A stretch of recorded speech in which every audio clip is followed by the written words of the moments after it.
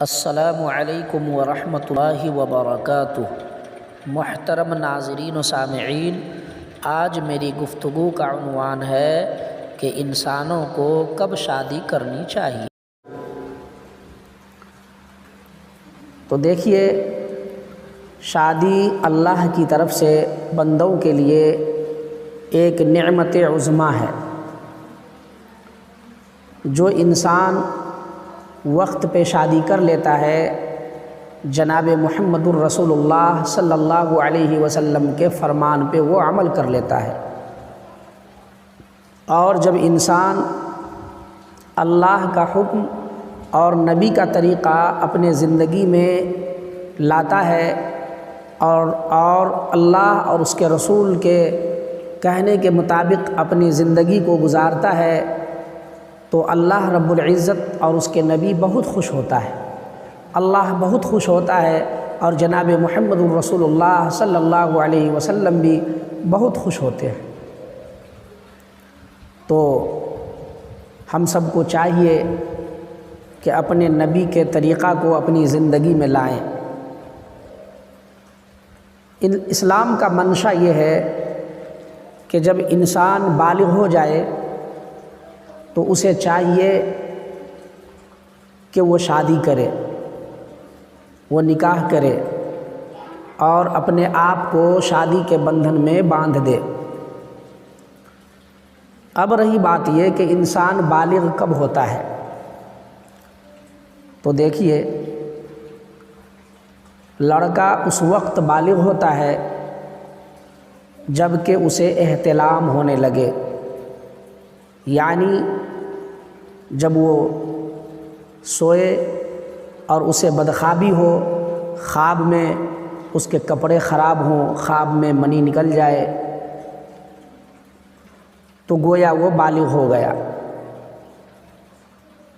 جسے نائٹ فال ہونے لگا وہ بالغ ہو گیا۔ اور اگر احتلام یعنی نائٹ فال نہیں ہوا تو پھر اسے جب 15 سال کی اس کی عمر ہو گئی تو وہ بالغ ہو گیا، چاہے احتلام ہو یا نہ ہو۔ 15 سال میں لڑکے بالغ ہو جاتے ہیں، اور لڑکیاں کب بالغ ہوتی ہیں تو جب اسے حیض آنے لگتا ہے تو وہ بالغ ہو جاتی ہیں۔ اور حیض اس کو کہتے ہیں کہ ہر مہینہ وہ ناپاک ہوتی ہیں، ہر مہینے وقت مقررہ تک جو ہے وہ بلیڈنگ آتا ہے، تو وہ جو ہے وہ ایک صحت مند خواتین کے لیے ہر مہینے ناپاک ہونا، ایام آ جانا، تو جب سے یہ آنا شروع ہو جاتا ہے تو وہ بالغ ہو جاتی ہے۔ اب جس ملک میں ہم رہتے ہیں اس ملک کے کچھ قوانین بھی ہوتے ہیں۔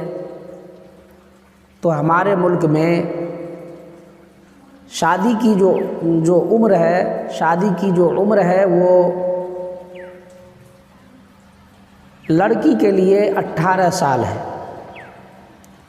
18 سال سے کم عمر کی لڑکی شادی نہیں کر سکتی ہے، اور لڑکے کے لیے 22 سال ہے۔ 22 سال سے پہلے، 22 سال کی عمر سے پہلے وہ شادی نہیں کر سکتا ہے۔ جب یہ عمر جو مدت جو مقرر کی گئی ہے، اس مدت کے بعد جتنا جلد ممکن ہو انسان کو شادی کے بندھن میں بندھ جانا چاہیے۔ بہت سے لوگوں کو آپ دیکھ رہے ہوں گے کہ وہ کہتے ہیں کہ ابھی ہم اپنے پاؤں پہ کھڑے نہیں ہوئے ہیں۔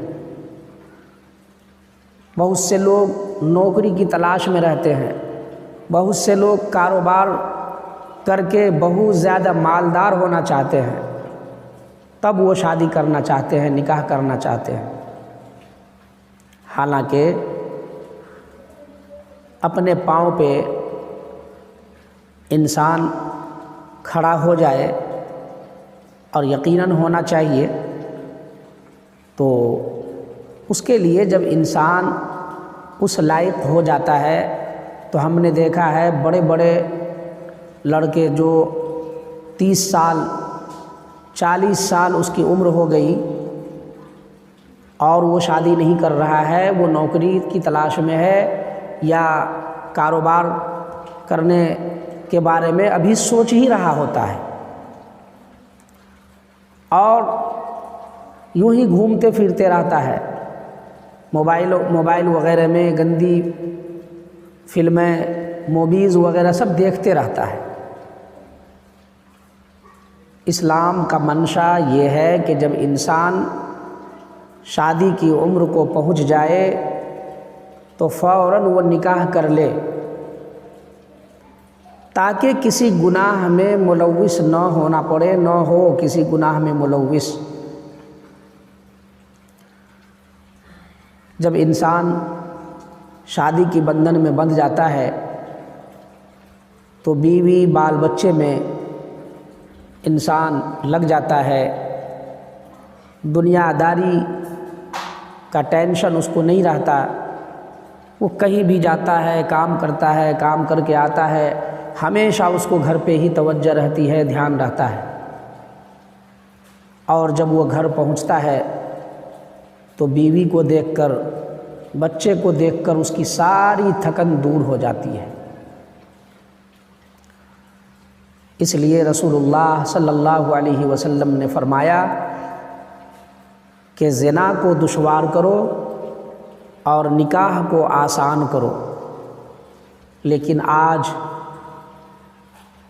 اس کا الٹا ہو رہا ہے، نکاح بڑا مشکل ہے اور نکاح جو ہے بڑا مشکل کر دیا ہے لوگوں نے، اور زنا بالکل آسان ہو گیا ہے۔ ایک چیز اور آپ نے دیکھا ہوگا کہ بہت سے لوگ ایسے بھی ہیں کہ 40 سال جب اس کی عمر ہوتی ہے تب وہ شادی کرتا ہے۔